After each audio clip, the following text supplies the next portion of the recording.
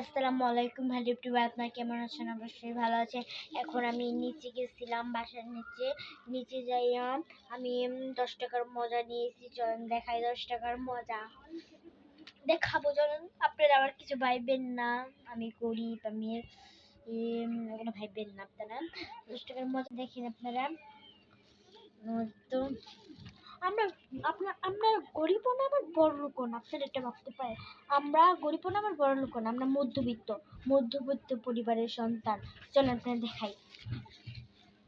এই তো এই 10 টাকা কিনছি দেখে আপনারা আবার কিছু বলেন না। দাঁড়ান, যে ক্রিমালা একটা মাম বিস্কুট নামের সম্পত্তির মতো একটা এখন নতি নামাবে।